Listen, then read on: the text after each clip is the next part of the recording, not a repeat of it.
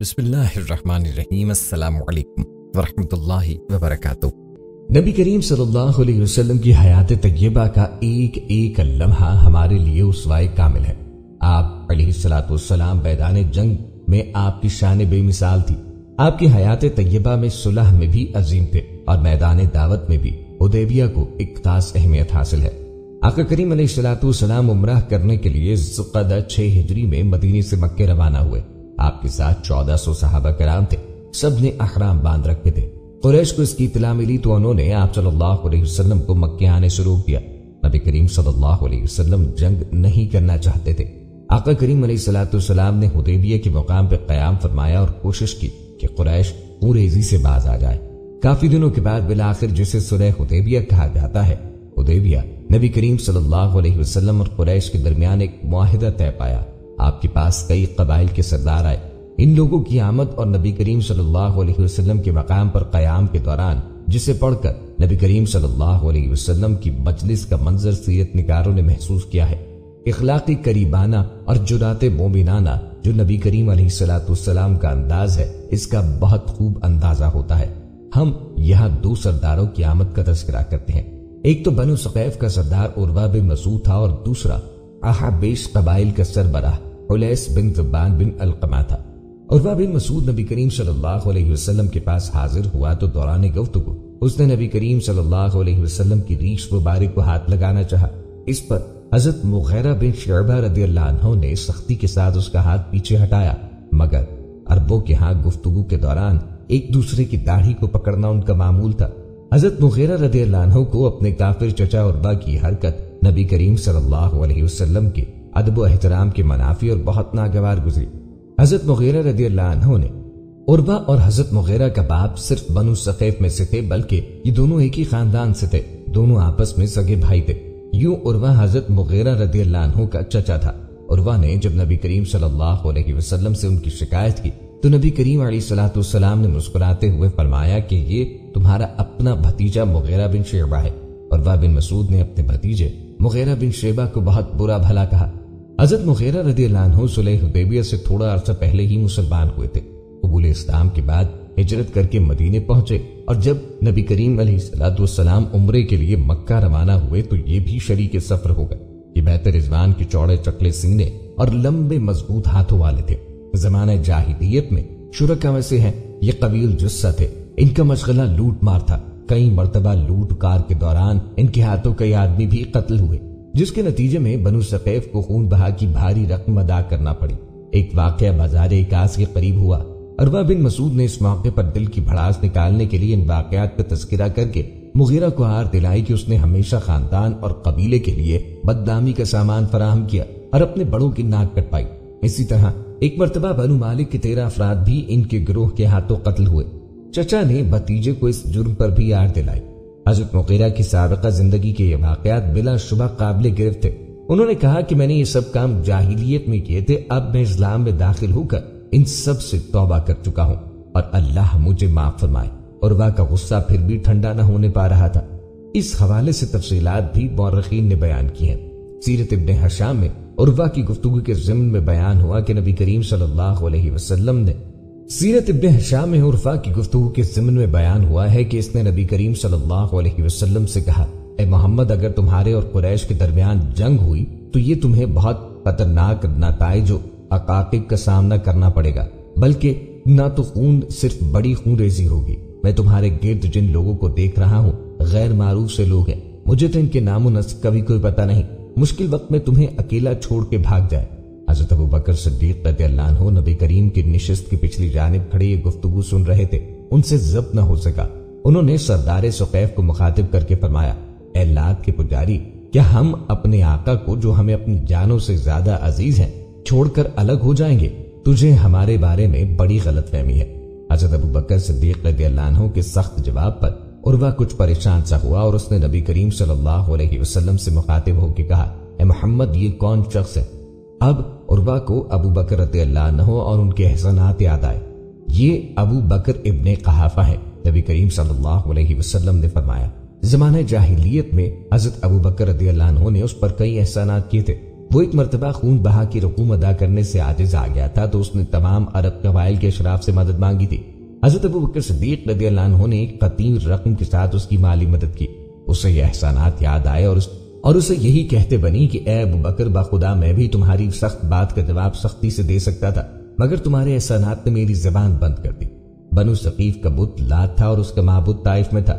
ابرہہ کے لشکر فیل کو ان لوگوں نے بیت اللہ کا راستہ بتا دیا تھا، اسی وجہ سے تمام عرب ان کو لات کے پجاری کہہ کر آر دلایا کرتے تھے اور ان کے پاس کوئی جواب نہ ہوتا تھا۔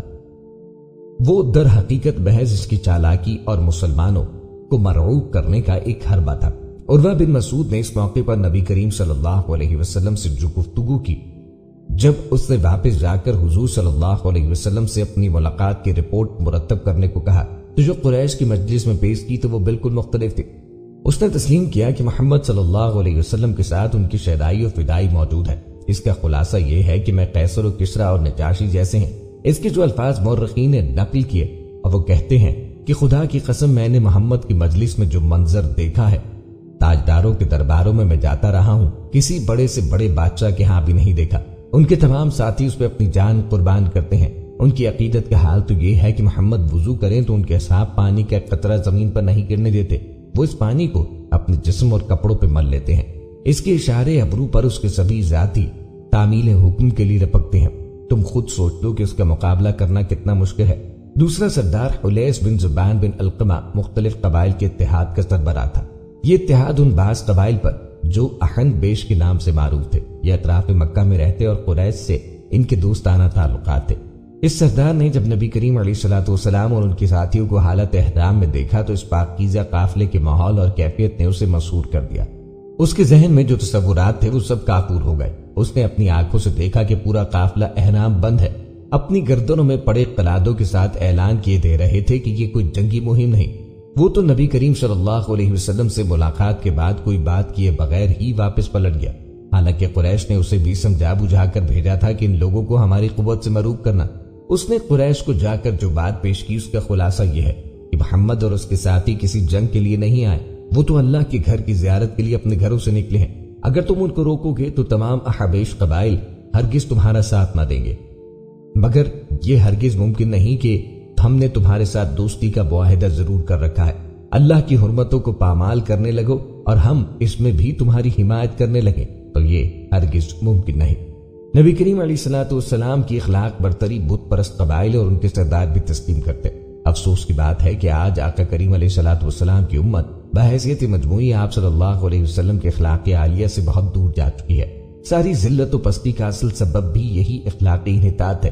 اس سے نکلنے کے لیے نبی رحمت صلی اللہ علیہ وسلم کی تعلیمات پر پوری یکسوئی کے ساتھ گامزن ہو کر ثابت قدم رہنا لازمی ہے۔ صحابہ کرام رضوان اللہ علیہم اجمعین کی نبی کریم صلی اللہ علیہ وسلم کے ساتھ محبت و عقیدت اور جذبہ اطاعت و ایثار ایک لازوال جوہر اور ناقابل شکست صفت تھی۔ بقول شاعر کی محمد سے وفا تو نے تو ہم تیرے ہیں، یہ جہاں چیز ہے کیا لوح و قلم تیرے ہیں۔ حضرت خدیجہ رضی اللہ عنہا حضور صلی اللہ علیہ وسلم کی امانت و دیانت سے بے حد متاثر، غلام میسرہ کے ساتھ دگنے معاوضے پر شام کے علاقے میں اپنا تجارتی سامان بیچنے کی پیشکش۔ غلام میسرہ سفر میں حضور نبی کریم صلی اللہ علیہ وسلم کے کردار سے متاثر ہوا، کیونکہ نبی کریم صلی اللہ علیہ وسلم پر بادلوں کا سایہ کرنا، شام میں راہب پادری نستور کا اعلان نبوت سے حضور صلی اللہ علیہ وسلم کو پہچاننا۔ حضرت خدیجہ رضی اللہ عنہا نے غلام میسرہ سے سفر کے حالات پر بہت کچھ سنا۔ نبی کریم علیہ الصلوۃ والسلام کے ساتھ فرشتوں کو بھی دیکھا۔ ایک خواب دیکھا جس کی تعبیر چچا زاد بھائی ورقہ بن نوفل نے بتائی کہ تم سے آخری نبی کا نکاح ہوگا۔ حضرت خدیجہ رضی اللہ عنہا نے نبی کریم صلی اللہ علیہ وسلم کو اپنی سہیلی نفیسہ بنت منیہ کے ذریعے نکاح کا پیغام دیا، جو نبی کریم صلی اللہ علیہ وسلم نے قبول کیا۔ نکاح کی خطبات چچا ابو طالب ورقہ بن نوفل اور حضرت خدیجہ رضی اللہ عنہا کے چچا عمرو بن اسد نے پڑھے اور ایک اونٹ ذبح کر کے مہمانوں کو کھلایا گیا۔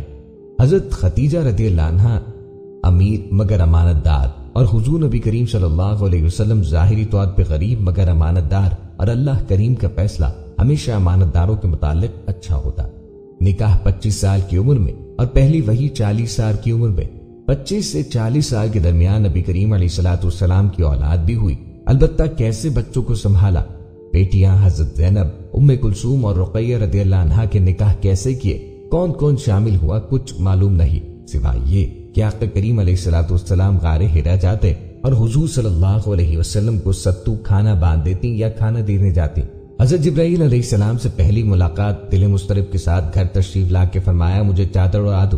प्यारी बीवी को सारा वाकया वही के बताया तो प्यारी बीवी, जो कुछ निशानियां पहले देख चुकी थी और निकाह के बाद आप सल्लल्लाहु अलैहि वसल्लम को 15 सालों के दौरान जो करते देखा, तो उसकी तस्दीक इस तरह की कि अल्लाह आपको कभी रुस्वा नहीं करेगा, क्योंकि आप सिला रहमी करते, कमजोरों का बोझ उठाते, मोहताजों के लिए कमाते, मेहमान की ज़ियाफत करते और राह हक में मसाइब बर्दाश्त करते हैं।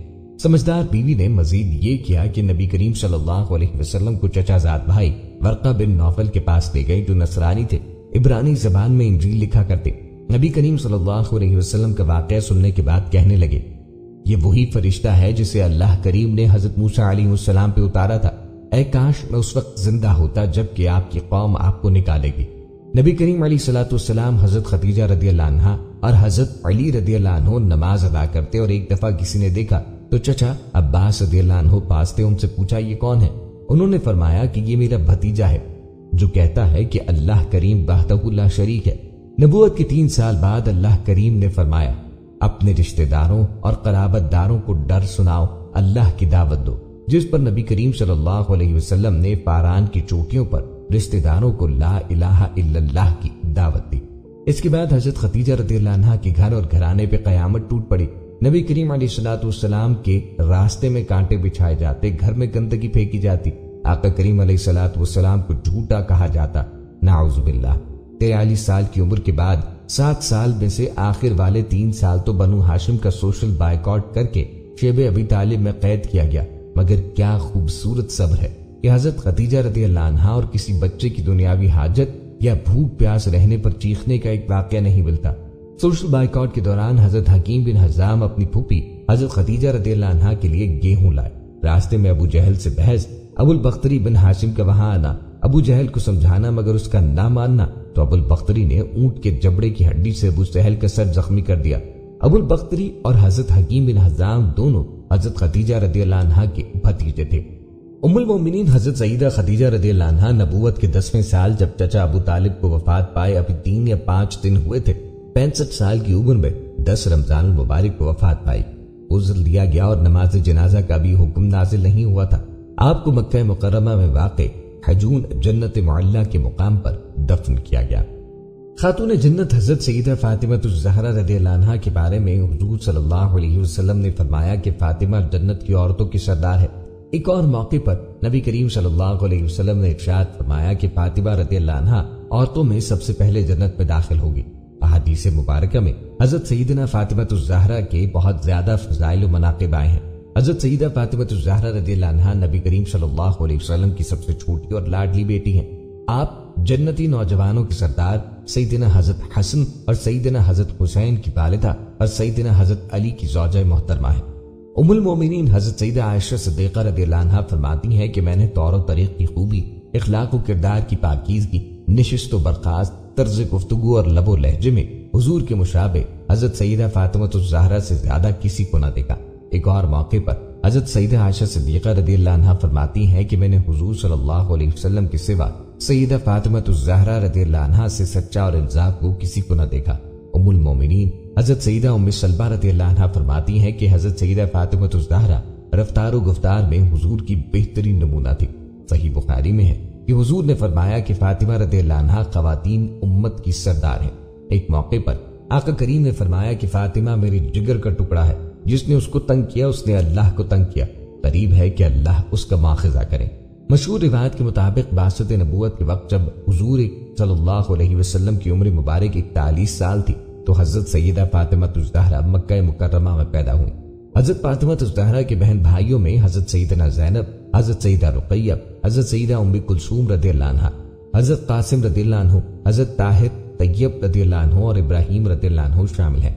मशहूर रिवायत के मुताबिक फातिह खैबर सईदना हजरत अली मुर्तज़ा रदियल्लाहु अन्हु ने सईदना हजरत अबू बकर सिद्दीक, सईदना हजरत उमर फारूक और साद बिन अबी वक़ास की तरगीब और मशवरे पर हजरत सईदा फातिमातुज़ ज़हरा रदियल्लाहु अन्हा के साथ निकाह के लिए हुजूर को पैगाम भेजा।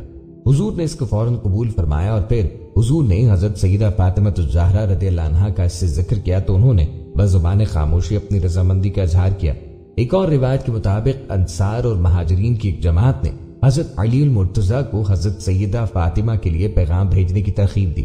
حضرت علی رضی اللہ عنہ نبی کریم علیہ الصلوۃ والسلام کی خدمت میں اقدس میں حاضر ہوئے، فرمایا اہلا و مرحبا، اور حرف مدعا زبان پہ لائے۔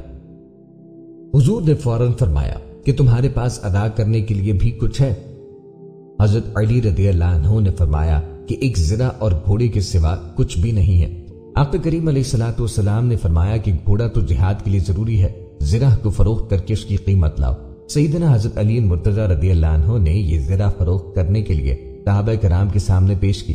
خلیفہ سوم سیدنا حضرت عثمان غنی نے یہ زرہ 480 درہم میں خریدی، اور پھر سیدنا حضرت عثمان غنی نے یہ زرہ بھی حضرت علی المرتضیٰ کو ہدیتاً واپس کری۔ حضرت علی یہ رقم لے کر نبی کریم صلی اللہ علیہ وسلم کی خدمت اقدس میں حاضر ہوئے اور سارا واقعہ بیان کیا تو حضور نے سیدنا حضرت عثمان نے ذوالنورین کے حق میں دعائے خیر فرمائی۔ آقا کریم علیہ الصلوۃ والسلام نے حضرت علی المرتضیٰ سے فرمایا کہ اس رقم میں سے 2/3 خوشبو وغیرہ پہ صرف کرو اور 1/3 سامان شادی اور دیگر اشیاء خانہ داری پہ خرچ کرو۔ پھر آقا کریم نے حضرت انس بن مالک رضی اللہ عنہ کو حکم دیا کہ جاؤ حضرت ابو بکر صدیق، حضرت عمر فاروق، حضرت زبیر، حضرت عبد الرحمن بن عوف اور دیگر مہاجرین و انصار کو مسجد نبوی میں بلا لاؤ۔ خود حضرت انس رضی اللہ عنہ کا بیان ہے کہ اس سے پہلے حضور پر وحی آنے کسی کیفیت طاری ہوئی، وہ کیفیت ختم ہوئی تو آپ نے فرمایا کہ حضرت جبرائیل امین اللہ تعالیٰ کا پیغام لائے ہیں کہ حضرت سیدہ فاطمہ الزہرا کا نکاح سیدنا حضرت علی المرتضیٰ سے کر دیا جائے۔ اے گروہ مہاجرین، جب صحابہ کرام رضی اللہ عنہ مسجد نبوی میں جمع ہو گئے تو آقا کریم منبر پہ تشریف لائے اور فرمایا کہ اے گروہ مہاجرین، مجھے اللہ نے حکم دیا کہ فاطمہ بنت محمد کا نکاح علی بن ابی طالب سے کروں۔ میں تمہارے سامنے اللہ کے اس حکم کی تعمیل کرتا ہوں۔ اس کے بعد آقا کریم نے خطبہ پڑھا اور دعائے خیر فرمائی۔ روایت کے مطابق یہ نکاح 3 ہجری میں ہوا اور فوری رخصتی عمل میں آئی۔ دعوت ولیمہ میں دسترخوان پہ کھجور، پنیر، زمان جو اور گوشت تھا۔ ولیمہ دوسرے روز کیا گیا۔ حضرت اسماعیل رضی اللہ عنہا فرماتی ہیں کہ یہ اس زمانے کا بہترین ولیمہ تھا۔ آقا کریم علیہ الصلوۃ والسلام نے اپنی لخت جگر سب سے چھوٹی لاڈلی بیٹی خاتون جنت حضرت سیدہ فاطمہ الزہرا رضی اللہ عنہا کو جو جہیز دیا، مختلف روایت کے مطابق اس کی تفصیل یہ ہے: ایک بستر مصری کپڑے کا جس میں اون بھری تھی، ایک نقشی تخت یا پلنگ، ایک چمڑے کا تکیہ جس میں کھجور کی چھال بھری تھی، ایک مشکیزہ، 2 مٹی کے برتن یا گڑھے پانی کے لیے، ایک چکی، روایت کے مطابق 2 چکیاں، ایک پیالہ، 2 چادریں اور 2 بازو بند نقرائی، ایک جائے نماز۔ رقم تراز ہے کہ حضور نے حضرت علی المرتضیٰ رضی اللہ عنہ اور حضرت سیدہ فاطمہ الزہرا رضی اللہ عنہا کے درمیان گھریلو کاموں کی تقسیم فرما دی تھی۔ چنانچہ گھر کے اندر جتنے کام تھے، مثلاً چکی پیسنا، جھاڑو دینا، کھانا پکانا وغیرہ، سب حضرت سیدہ فاطمہ الزہرا رضی اللہ عنہا کے ذمے تھے، اور باہر کے سب کام مثلاً بازار سے سودا سلف لانا، اونٹ کو پانی پلانا وغیرہ سیدنا حضرت علی رضی اللہ عنہ کے ذمے تھے۔ اس طرح ان کی ازدواجی زندگی میں نہایت خوشگوار توازن پیدا ہو گیا تھا۔ حضرت سیدہ فاطمہ الزہرا کے ہر رنج و راحت میں نبی کریم صلی اللہ علیہ وسلم شریک ہوتے، تقریباً ہر روز ان کے گھر تشریف لے جاتے، ان کی خبر گیری کرتے، کوئی تکلیف ہوتی تو اسے دور کرنے کی کوشش فرماتے۔ اگر حضور کے گھر میں کوئی چیز پکتی تو آپ اس میں سے کچھ نہ کچھ حضرت سیدہ فاطمہ الزہرا رضی اللہ عنہا کو بھی بھجواتے تھے۔ ام المومنین سیدہ عائشہ صدیقہ فرماتی ہیں کہ حضرت سیدہ فاطمہ الزہرا نبی کریم علیہ الصلوۃ والسلام کی خدمت اقدس میں حاضر ہوتی تو آپ ازراہ محبت کھڑے ہوتے اور شفقت سے ان کی پیشانی کا بوسہ لیتے اور اپنی نشست سے ہٹ کر اپنی جگہ پہ بٹھاتے، اور جب آپ حضرت سیدہ فاطمہ الزہرا کے گھر تشریف لے جاتے تو وہ بھی کھڑی ہو جاتی، محبت سے آپ کے سر مبارک کو چومتی اور اپنی جگہ بٹھاتی۔ ابو داؤد حضور کے غلام حضرت صوبان رضی اللہ عنہ کہتے ہیں کہ حضور جب کسی سفر پہ تشریف لے جاتے تو سب سے آخر میں حضرت سیدہ فاطمہ الزہرا رضی اللہ عنہا سے رخصت ہوتے، اور سفر سے واپسی پر خاندان بھر میں سب سے پہلے حضرت سیدہ فاطمہ الزہرا رضی اللہ عنہا سے ہی ملاقات کرتے اور پھر اپنے گھر تشریف لے جاتے۔ ایک بار حضرت سیدہ فاطمہ الزہرا رضی اللہ عنہا کو بخار آ گیا، رات انہوں نے سخت بے چینی میں کاٹی۔ سیدنا علی المرتضیٰ کا بیان ہے کہ میں بھی ان کے ساتھ جاگتا رہا، پچھلے پہر ہم دونوں کی آنکھ لگی، فجر کی اذان سن کے بیدار ہوا تو دیکھا کہ سیدہ فاطمہ معمول کے مطابق چکی پیس رہی ہیں۔ میں نے کہا کہ فاطمہ تمہیں اپنے حال پہ رحم نہیں آتا؟ رات بھر تمہیں بخار رہا، صبح اٹھ کر ٹھنڈے پانی سے وضو کیا اور اب چکی پیس رہی ہو، خدا نہ کرے زیادہ بیمار ہو جاؤ۔ حضرت سیدہ فاطمہ الزہرا نے سر جھکا کے جواب دیا کہ اگر میں اپنے فرائض ادا کرتے ہوئے مر بھی جاؤں تو کچھ پرواہ نہیں. میں نے وضو کیا، نماز پڑھی اللہ کی اطاعت کے لیے، اور چکی پیسی تمہاری اطاعت و فرما برداری اور بچوں کی خدمت کے لیے. حضرت سیدہ فاطمہ الزہرا خانہ داری کے کاموں کے انجام دہی کے لیے کبھی اپنی کسی رشتہ دار یا ہمسائے کو مدد کے لیے نہ بلاتی، کام کی کثرت اور نہ ہی کسی قسم کی محنت و مشقت سے گھبراتی. ساری عمر شوہر کے سامنے حرف شکوہ زبان پہ نہ لائی اور نہ ان سے کسی چیز کی فرمائش کی. حضرت سیدہ فاطمہ الزہرا کو عبادت الہی سے بے انتہا شغف تھا. خوف الہی سے ہر وقت لرزاں اور ترساں رہتی. مسجد نبوی کے پہلو میں گھر تھا. سرور عالم کے ارشادات و مواعظ گھر بیٹھ کے سنا کرتی. ان میں عقوبت اور محاسب آخرت کا ذکر آتا تو ان پہ ایسی رقت طاری ہوتی کہ روتے روتے غش آ جاتا.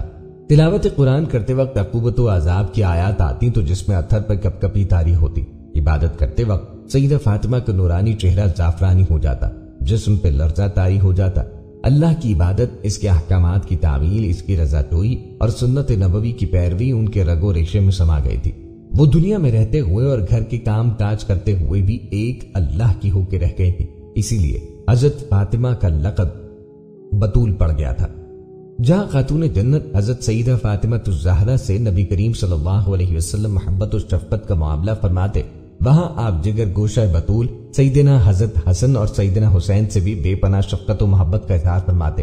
حضور حسنین کریمین کو گود میں اٹھاتے، سینے مبارک پہ کھلاتے، کاندھے پہ بٹھاتے اور کبھی ہونٹوں پہ بوسہ دیتے اور رخسار چومتے. سیدنا حضرت علی المرتضیٰ فرماتے ہیں کہ سیدنا حضرت حسن سینے سے لے کر سر مبارک تک حضور صلی اللہ علیہ وسلم کے مشابہ تھے، اور سیدنا حضرت حسین رضی اللہ عنہ قدموں سے لے کر سینے تک نبی کریم علیہ الصلوۃ والسلام کے مشابہ تھے اور آپ کے حسن و جمال کی عکاسی کرتے. حضرت ابو ایوب انصاری رضی اللہ عنہ فرماتے ہیں کہ ایک روز میں حضور اقدس کی خدمت عالیہ میں حاضر ہوا تو دیکھا کہ حسنین کریمین آقا کریم کے سینے مبارک پہ چڑھے کھیل رہے تھے. میں نے عرض کیا، یا رسول اللہ، کہ آپ ان دونوں سے اس درجے محبت فرماتے ہیں؟ آپ نے جواب میں فرمایا، کیوں نہیں، یہ دونوں دنیا میں میرے پھول ہیں. ایک موقع پر آقا کریم نے ارشاد فرمایا کہ جس نے ان دونوں کو محبوب رکھا اس نے مجھ سے محبت کی، اور جس نے ان دونوں سے بغض رکھا اس نے مجھ سے بغض رکھا. ایک مرتبہ حضور نے سیدنا حضرت حسین کے رونے کی آواز سنی تو آپ نے خاتون جنت حضرت سیدہ فاطمہ الزہرا سے فرمایا کہ تم کو معلوم نہیں کہ ان کا رونا مجھے غمگین کر دیتا ہے. جب جنتی نوجوانوں کے سردار سیدنا حضرت حسین رضی اللہ عنہ پیدا ہوئے، نبی کریم علیہ الصلوۃ والسلام نے ان کے کان میں اذان دی، اپنے پاکیزہ اور مبارک ہاتھوں سے شہد چٹایا، اپنا لعاب مبارک ان کے منہ میں داخل کیا تو بے انتہا خوشی و مسرت کرنے اور سر کے بالوں کے عقیقے کا اظہار کیا، دعائیں دی، حسین نام رکھا. پھر حضرت فاطمہ کو سر کے بالوں کے برابر چاندی خیرات کرنے کی آپ نے تلقین فرمائی. حضرت سیدہ فاطمہ الزہرا کے یہی اوصاف حمیدہ تھے کہ ان کی وفات کے بعد جب کسی نے حضرت علی رضی اللہ عنہ سے پوچھا کہ آپ کے ساتھ حضرت سیدہ فاطمہ الزہرا کا حسن معاشرت کیسا تھا تو حضرت علی رضی اللہ عنہ نے آپ دیدہ ہو کر جواب میں فرمایا، فاطمہ جنت کا ایک ایسا خوشبودار پھول تھا کہ جس کے مرجھانے کے باوجود اس کی خوشبو سے اب تک میرا دماغ معطر ہے. اس نے اپنی زندگی میں مجھے کبھی کسی شکایت کا موقع نہیں دیا. وہ جود و سخا کا پیکر تھی. ایک دفعہ کسی نے حضرت سیدہ فاطمہ سے پوچھا کہ 40 اونٹوں کی زکوٰۃ کیا ہوگی؟ سیدہ فاطمہ نے فرمایا کہ تمہارے لیے صرف ایک اونٹ، اور اگر میرے پاس 40 اونٹوں تو میں سارے ہی راہ خدا میں دے دوں. ایک مرتبہ حضور نے پوچھا، بیٹی عورت کی سب سے اچھی صفت کون سی ہے؟ حضرت سیدہ فاطمہ الزہرا نے جواب میں عرض کیا کہ عورت کی سب سے اعلیٰ خوبی اور صفت یہ ہے کہ نہ وہ کسی غیر مرد کو دیکھے اور نہ ہی کوئی غیر مرد اس کو دیکھے. حضرت سیدہ فاطمہ الزہرا پردے کی نہایت ہی پابند اور حد درجے حیادار تھی. ایک مرتبہ سیدہ فاطمہ الزہرا آقا کریم کی خدمت اقدس میں اس غرض سے حاضر ہوئی کہ آپ سے کوئی لانڈی طلب کریں، لیکن فرط حیا سے دل کی بات زبان پہ نہ لا سکیں اور بغیر کچھ کہے واپس آ گئی. شرم و حیا کی انتہا یہ تھی کہ عورتوں کا جنازے بغیر پردے کے نکلنا پسند نہ تھا. اسی بنا پر اپنی وفات سے پہلے وصیت کی کہ میرے جنازے پہ کھجور کی شاخوں کے ذریعے پردہ ڈالا جائے اور جنازہ رات کے وقت اٹھایا جائے تاکہ اس پہ غیر مردوں کی نظر نہ پڑے. مشہور روایت کے مطابق حضور کے وصال کے 6 ماہ بعد خاتون جنت حضرت سیدہ فاطمہ الزہرا بیمار ہوئی اور چند روز بیمار رہنے کے بعد 3 رمضان المبارک 11 ہجری کو منگل کی شب آپ کا انتقال ہوا. اس وقت آپ کی عمر مبارک علماء نے 28 یا 29 سال بیان کی ہے. سرور کونین حضرت محمد مصطفیٰ صلی اللہ علیہ وسلم کے سفر معراج اور اس میں رونما ہونے والے واقعات و مشاہدات. نبوت کے 13ویں سال جب نبی کریم علیہ الصلوۃ والسلام کی عمر مبارک 56 برس تھی رجب کی 27 تاریخ بدھ کی شب کو یہ واقعہ اس وقت پیش آیا جب آپ اپنی چچا زاد ہمشیر جناب ابو طالب کی دختر اور حضرت علی کرم اللہ وجہہ الکریم کی خواہر حضرت ام ربانی رضی اللہ عنہا کے گھر آرام فرما رہے تھے۔ حضرت مالک بن صعصع رضی اللہ عنہ راوی ہیں کہ نبی کریم صلی اللہ علیہ وسلم نے بتایا کہ میرے پاس ایک فرشتہ آیا، اس نے میرا سینہ چاک کر کے میرا دل باہر نکالا اور اسے ایمان و حکمت سے بھرے ہوئے سونے کے تشت میں رکھ کر آب زمزم سے دھویا، پھر دل اس کی جگہ واپس رکھ دیا۔ اس کے بعد حضرت جبرائیل امی علیہ السلام سفید رنگ کا ایک جانور جو خچر سے کچھ چھوٹا اور گدھے سے ذرا بڑا تھا لے کر حاضر خدمت ہوئے۔ یہ وہ رات تھا جو اس قدر سبک رفتار تھا کہ جہاں تک انسانی نگاہ کی حد ہوتی ہے وہاں اس کا ایک قدم پڑتا۔ براق پہ سوار ہو کر آقا کریم علیہ الصلوۃ والسلام سفر معراج پہ روانہ ہوئے۔ دوران سفر آپ کا گزر یثرب پہ ہوا، یہاں آپ نے حضرت جبرائیل علیہ السلام کے کہنے پہ نماز ادا کی۔ یہی جگہ بعد میں مدینہ میں آپ کا مسکن ٹھہری جب آپ ہجرت فرما کے یہاں تشریف لائے اور یثرب کی بجائے مدینہ کہلائے، اور اب یہی مقام آپ صلی اللہ علیہ وسلم کا مدفن اور محبت انوار و اکرام ہے۔ پھر آپ مدین، بیت الحم اور کوہ طور سے بھی گزرے اور ان مقامات پر آپ صلی اللہ علیہ وسلم نے نماز ادا فرمائی۔ مدین اور کوہ طور حضرت موسیٰ علیہ السلام کی نسبت سے اور بیت الحم حضرت عیسیٰ علیہ السلام کا مولد ہونے کی وجہ سے باعث شہرت ہے۔ اس کے بعد آقا کریم علیہ الصلوۃ والسلام بیت المقدس پہنچے اور براق کو اس کھونٹے سے باندھا جس سے انبیاء کرام علیہ السلام اپنی سواریاں باندھا کرتے تھے۔ یہ جگہ باب محمد کہلاتی ہے۔ بیت المقدس مسجد اقصی میں حضرت آدم تا حضرت عیسیٰ علیہ السلام تمام انبیاء اور رسول جمع ہیں۔ حضرت جبرائیل علیہ السلام نے نبی کریم صلی اللہ علیہ وسلم کا ہاتھ پکڑ کر مصلی پہ کھڑا کیا، آپ نے نماز پڑھائی اور نماز کے بعد جب فرشتوں نے حضرت امام الانبیاء جبرائیل علیہ السلام سے پوچھا کہ آپ کے ساتھ یہ کون ہستی ہیں، تو حضرت جبرائیل امی علیہ السلام نے آپ کا تعارف ان الفاظ سے کرایا، یہ محمد الرسول اللہ خاتم النبیین صلی اللہ علیہ وآلہ وسلم ہے۔ گویا معراج کے سفر میں آپ صلی اللہ علیہ وسلم کی ختم نبوت کا اعلان ہو گیا۔ تمام انبیاء اور رسول کا آپ کے پیچھے نماز پڑھنا بھی اس امر کی دلیل ہے کہ آپ کے بعد نبی کوئی نہیں، اگر ہوتا تو بیت المقدس میں صف انبیاء میں شامل ہوتا۔ نماز سے فارغ ہو کر نبی کریم صلی اللہ علیہ وسلم نے تمام انبیاء کرام علیہ السلام سے ملاقات کی۔ اس کے بعد بعض انبیاء نے خود پر ہونے والے انعامات خداوندی کا ذکر کیا۔ حضرت ابراہیم علیہ السلام نے آتش نمرود کے شر سے مفتح ٹھہرنے، دعائے امامت قبول ہونے کا تذکرہ کیا۔ خلیل اللہ ٹھنڈا ہو جانے، کلیم اللہ حضرت موسیٰ علیہ السلام نے تورات کے نزول، فرعون کی ہلاکت و بنی اسرائیل کی آزادی کا لقب پانے کا اعزاز پالان فرمایا۔ حضرت داؤد علیہ السلام نے اپنی گفتگو میں عظیم الشان بادشاہی، زبور کا علم، لوہا نرم ہونا، پہاڑوں اور پرندوں کا لہنے داؤدی سن کر مسحور ہونا بتایا۔ حضرت سلیمان علیہ السلام نے ہوا، جنات کے مسخر ہونے، چرند و پرند کی بولی اور ایسی سلطنت ملنے پہ خدا کا کلمت اللہ شکر ادا کیا جو ان کے بعد کسی کو نہ ملی۔ حضرت عیسیٰ علیہ السلام نے سلسلہ کلام میں خود کے ہونے، حضرت آدم علیہ السلام کے مثل ہونے، بے جان میں روح پھونکنے، جزامی و اندھے کو صحت یاب کر دینے، شیطان مردود سے اپنے اور اپنی والدہ بی بی مریم سلام اللہ تعالی علیہا کے محفوظ ہونے اور انجیل عطا ہونے پر خدا کے احسانات گوائے۔ آخر میں نبی کریم صلی اللہ علیہ وسلم نے اپنی تقریر میں ارشاد فرمایا، آپ سب نے اپنے رب کی حمد و ثنا کی، میں بھی اپنے رب کی تعریف بیان کرتا ہوں۔ تمام تعریفیں اس رب العالمین کے لیے ہیں جس نے مجھے رحمت للعالمین اور تمام لوگوں کے لیے بشیر النذیر بنا کے بھیجا اور مجھ پہ قرآن مجید فرقان حمید نازل فرمایا اور میری امت کو ایسا بنایا کہ وہ رتبے کے اعتبار سے اول بھی ہے اور دنیا میں آنے کے لحاظ سے آخر بھی ہے۔ میرے سینے کو فراخ فرمایا اور میرا بار مجھ سے ہلکا فرمایا اور میرے ذکر کو بلند کر دیا اور مجھے سب کا شروع کرنے والا اور سب کا ختم کرنے والا بنایا۔ آپ صلی اللہ علیہ وسلم کے خطاب کے بعد ابو الانبیاء خلیل اللہ سیدنا حضرت ابراہیم علیہ السلام نے تمام نبیوں کی طرف سے آقا کریم کی فضیلت کا اعتراف کرتے ہوئے ارشاد فرمایا، آپ ان بیان کردہ کمالات کی وجہ سے تمام انبیاء پہ سبقت دے گئے۔ بیت المقدس سے باہر تشریف لانے کے بعد حضرت جبرائیل علیہ السلام نے آپ کی خدمت میں 2 یا 3 پیالے پیش کیے، ایک دودھ کا، دوسرا شہد کا اور تیسرا شراب کا، تو آقا کریم علیہ الصلوۃ والسلام نے دودھ کا پیالہ پسند فرمایا۔ اس انتخاب پہ حضرت جبرائیل علیہ السلام نے فرمایا، آپ نے فطرت کو پسند کیا۔ مسجد حرام سے مسجد اقصی بیت المقدس کا یہ سفر قرآن کریم کی اصطلاح میں رات کے وقت سفر کرنا کے معنی ہے۔ یہ سفر معراج کا پہلا مرحلہ تھا جو مسجد حرام سے شروع ہو کر بیت المقدس تک طے ہوا۔ اس کے بعد سفر کا دوسرا مرحلہ شروع ہوا اور حضرت جبرائیل علیہ السلام आका करीम अलैहिस्सलाम को लेकर आसमानों पे चढ़ना शुरू हुए। आसमानों पर हमारे आका व मौला हुजूर नबी करीम सल्लल्लाहु अलैहि वसल्लम जब तशरीफ ले गए तो हर आसमान पर बाकायदा दस्तक दी जाती। दरवाजे पर मामूर फरिश्ता तारुफ कराने को कहता। नबी करीम सल्लल्लाहु अलैहि वसल्लम की आमद का सुनकर पूछता कि अल्लाह के हुक्म से आए हैं या खुद तशरीफ आवरी हुई है। हज़रत जिब्राईल अलैहिस्सलाम हर सवाल का जवाब देते, नाम बताते, अल्लाह का हुक्म सुनाते तो दरवाजा खुलता, इजाजत मिलती, खुशामदीद कहा जाता। अंदर तशरीफ ले जाते ही जो भी नबी वहां तशरीफ फरमा होते आप सल्लल्लाहु अलैहि वसल्लम उन्हें सलाम करते, वो सलाम का जवाब देते और मरहबा कहते।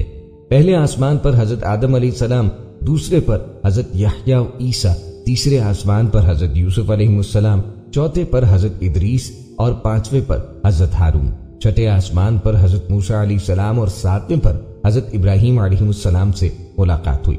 ये किस्सा तफसील के साथ बुखारी और मुस्लिम की तवील रिवायतों में मरवी है। सातवें आसमान के बाद नबी करीम सल्लल्लाहु अलैहि वसल्लम को सिदरतुल मुंतहा की तरफ ले जाया गया।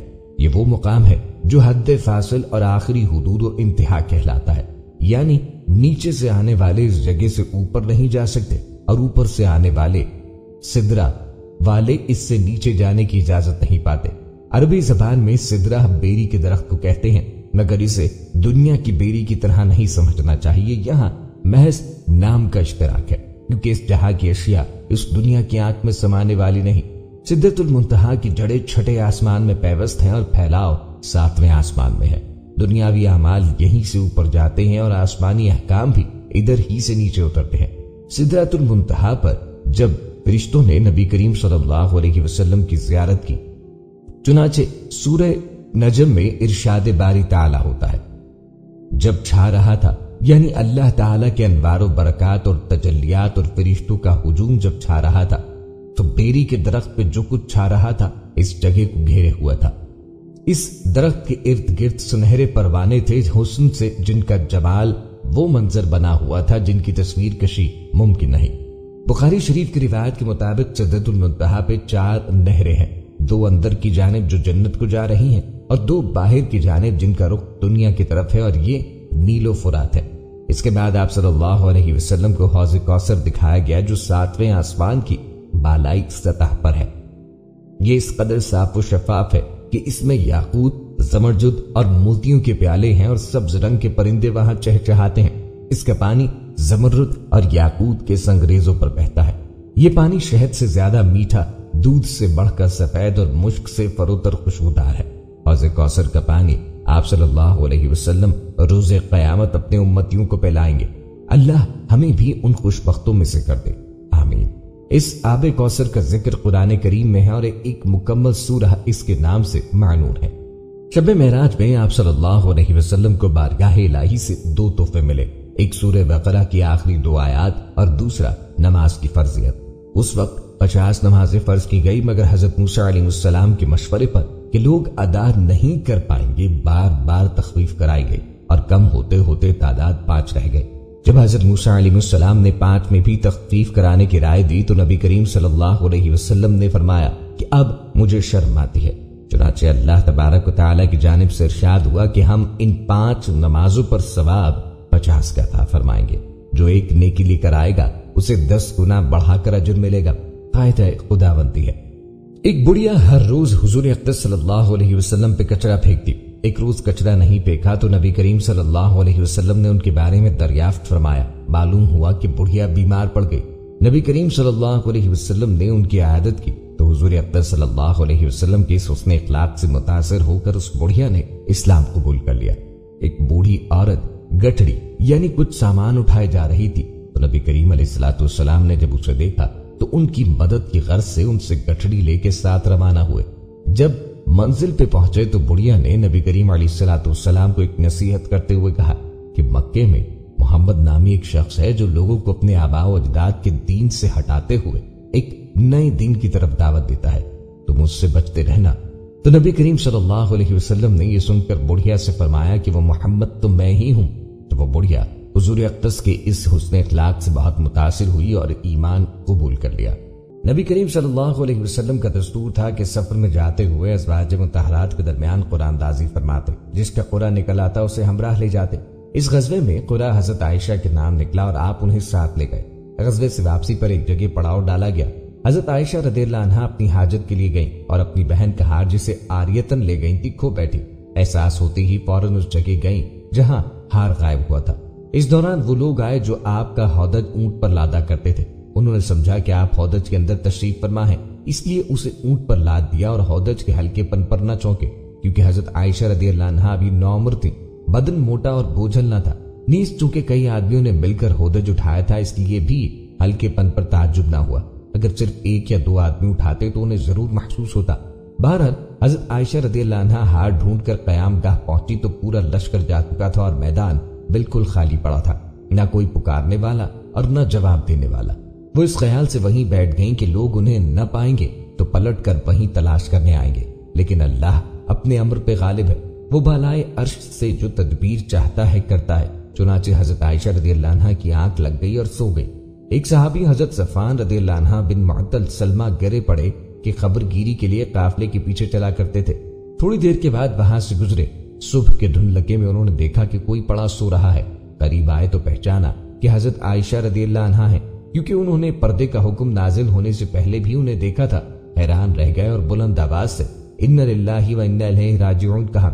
ان کی آواز سن کر حضرت عائشہ کی آنکھ کھل گئی۔ انہوں نے فوراً چہرہ چادر سے ڈھانپا۔ حضرت صفوان نے اپنا اونٹ ان کے پاس لا کر بٹھا دیا اور خود ایک طرف ہو گئے۔ حضرت عائشہ رضی اللہ عنہا اسی طرح چادر میں لپٹی ہوئی سوار ہو گئی۔ اب حضرت صفوان نے اونٹ کی لگام تھام کر تیزی کے ساتھ اسے دوڑایا اور دوپہر تک اپنی منزل پر لشکر سے جا ملے۔ انہیں اس کیفیت کے ساتھ آتا دیکھ کر مختلف لوگوں نے اپنے اپنے انداز پہ تذکرہ کیا اور اللہ کے دشمن خبیث عبداللہ بن ابی کو بھڑاس نکالنے کا ایک اور موقع مل گیا۔ چنانچہ اس کے پہلو میں نفاق اور حسد کی جو چنگاری جو لگ رہی تھی، اس نے اس کے کرب پنہا کو عیا اور نمایاں کیا، یعنی بدکاری کی تہمت تراش کر واقعات کے تانے بانے بننا، تہمت کے خاکے میں رنگ بھرنا اور اسے پھیلانا بڑھانا اور ادھیڑنا اور بننا شروع کیا۔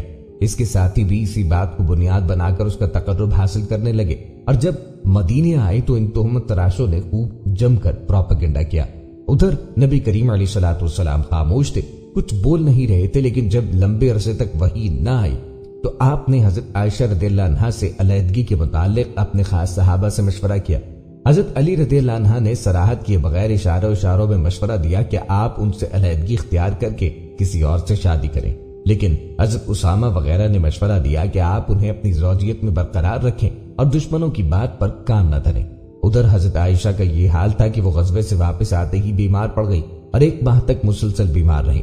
انہیں اس تہمت کے بارے میں کچھ بھی معلوم نہ تھا، البتہ یہ بات کھٹکتی رہتی تھی کہ بیماری کی حالت میں نبی کریم صلی اللہ علیہ وسلم کی طرف سے جو لطف و عنایت ہوا کرتی اب وہ نظر نہیں آ رہی تھی۔ بیماری ختم ہوئی تو وہ ایک رات ام مستحہ کے ہمراہ قضائے حاجت کے لیے میدان گئی۔ اتفاق سے ام مستحہ اپنی چادر میں پھنس کے پھسل گئی اور اس پر انہوں نے اپنے بیٹے کو بددعا دی۔ حضرت عائشہ رضی اللہ عنہا نے اس حرکت پہ انہیں ٹوکا تو انہوں نے حضرت عائشہ رضی اللہ عنہا کو یہ بتانے کے لیے کہ میرا بیٹا بھی پروپیگنڈے کے جرم میں شریک ہے، تہمت کا واقعہ کہہ سنایا۔ حضرت عائشہ رضی اللہ عنہا نے واپس آ کر اس خبر کا ٹھیک پتہ لگانے کی غرض سے نبی کریم صلی اللہ علیہ وسلم سے والدین کے پاس جانے کی اجازت چاہی۔ پھر اجازت پا کر والدین کے پاس تشریف لے گئیں اور صورتحال کا یقینی طور پہ علم ہوا تو بے اختیار رونے لگی، اور پھر وہ رات اور ایک دن روتے روتے گزر گیا۔ اس دوران نہ نیند کا سرما لگا نہ آنکھوں کی جھڑی رکی۔ وہ محسوس کرتی تھی کہ روتے روتے کلیجہ شق ہو جائے گا۔ اسی حالت میں رسول اللہ تشریف لائے، کلمہ شہادت پر مشتمل خطبہ پڑھا اور اما بعد کہہ کے فرمایا، اے عائشہ، مجھے تمہارے متعلق ایسی اور ایسی بات کا پتہ لگا ہے، اگر تم اس سے بری ہو تو اللہ تعالیٰ تمہیں عنقریب برات ظاہر فرما دے گا، اور اگر خدا نہ خواستہ تم سے کوئی گناہ سرزد ہو گیا تو اللہ سے مغفرت مانگو اور توبہ کرو، کیونکہ بندہ جب اپنے گناہ کا اقرار کر کے اللہ کے حضور توبہ کرتا ہے تو اللہ اس کی توبہ قبول کرتا ہے۔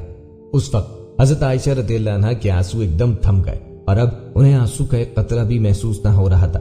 انہوں نے اپنے والدین سے کہا کہ وہ آپ کو جواب دے، لیکن ان کی سمجھ میں نہ آیا کیا جواب دے۔ اس کے بعد حضرت عائشہ رضی اللہ عنہا نے خود ہی کہا، واللہ میں جانتی ہوں کہ یہ بات سنتے سنتے آپ لوگوں کے دلوں میں اچھی طرح بیٹھ گئی ہے اور آپ نے اسے بالکل سچ سمجھ لیا، اس لیے اب اگر میں یہ کہوں کہ میں بری ہوں اور اللہ خوب جانتا ہے کہ میں بری ہوں تو آپ لوگ میری بات سچ نہ سمجھیں گے، اور اگر میں کسی بات کا اعتراف کر لوں حالانکہ اللہ خوب جانتا ہے کہ میں اس سے بری ہوں تو آپ لوگ صحیح مان لیں گے۔ ایسی صورت میں वल्लाह मेरे लिए और आप लोगों के लिए वही मिसल है जैसे हजरत यूसुफ अलैहिस्सलाम के वालिद ने कहा था कि सब्र ही बेहतर है और तुम लोग जो कुछ कहते हो उस पर अल्लाह की मदद मतलूब है। इसके बाद हजरत आयशा रदियल्लाहु अन्हा दूसरी जानिब पलट के लेट गई और उसी वक्त नबी करीम सल्लल्लाहु अलैहि वसल्लम पर वही का नुज़ूल शुरू हो गया।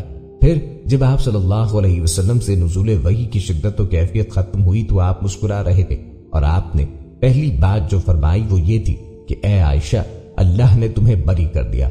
इस पर खुशी से उनकी माँ बोली, आयशा हुजूर की जानिब उठो, शुक्रिया अदा करो। उन्होंने अपने दामन की बारात और नबी करीम सल्लल्लाहु अलैहि वसल्लम की मोहब्बत पर एतमाद और वसूक के सबब कदरे नाज के अंदाज में कहा, वल्लाह मैं तो इनकी तरफ ना उठूंगी और सिर्फ अल्लाह की हम्द करूंगी। दोस्तों ये थी आज की वीडियो। मजीद वीडियोस के लिए चैनल को सब्सक्राइब करें। अपनी राय का इजहार कमेंट बॉक्स में लाजमी कीजिएगा। मिलते हैं एक नई वीडियो में, तब तक के लिए अल्लाह हाफिज, ये अमान अल्लाह।